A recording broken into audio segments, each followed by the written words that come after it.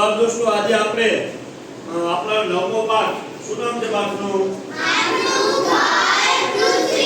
આપણું ઘર પૃથ્વી. એની અંદર આપણે અયનવૃત્તનો મુદ્દો શીખવાનો છે. અયનવૃત્તો. તો તમને આ સામે સ્માર્ટ બોર્ડમાં એક ચિત્ર દેખાતું હશે. એમાં આ કેનું ચિત્ર છે?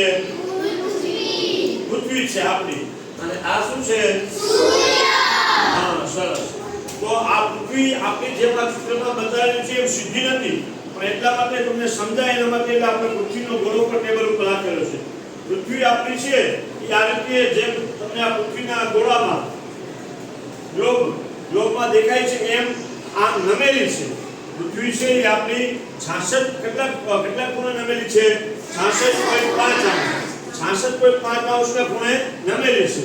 અને એ પોતાની ધરી સાથે, એટલે આ ધરીના સાથે કેન્દ્રમાં 23.5 અંશનો ખૂણો બનેલો છે. કેટલો બનેલો છે? કેટલો બનેલો છે? 23.5 અંશનો ખૂણો બનેલો છે, જેના કારણે આપણે ઋતુ પરિવર્તન અનુભવીએ છીએ.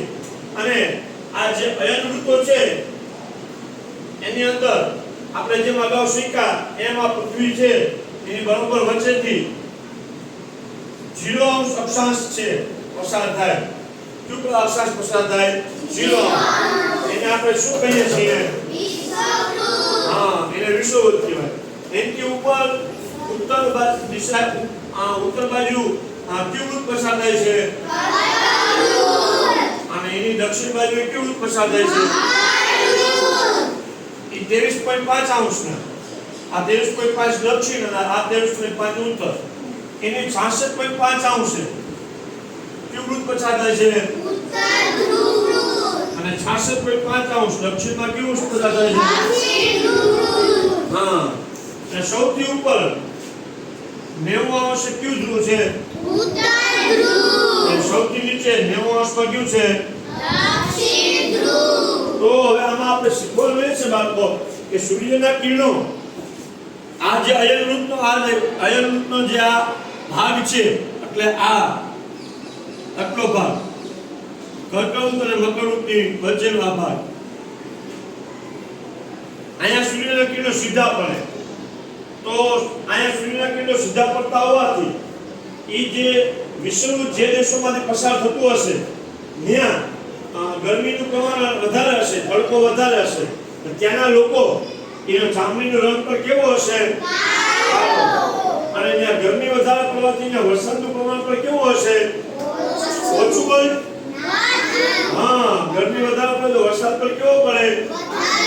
અને વરસાદ વધારે પડે એટલે ત્યાં વૃક્ષો કેવા થાય? વધુ કે ઓછા? હા, એટલે ત્યાં જંગલોનું પ્રમાણ પણ કેવું હોય? વધારે.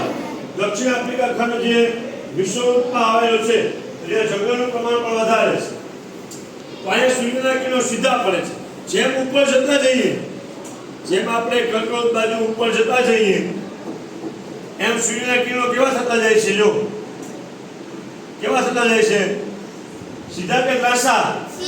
ના, આથી જો કેવા થતા જાય છે? હા, ત્રાંસા થતા જાય. જેમ ઉપર જઈએ એમ ગરમી ઓછી થતી જાય.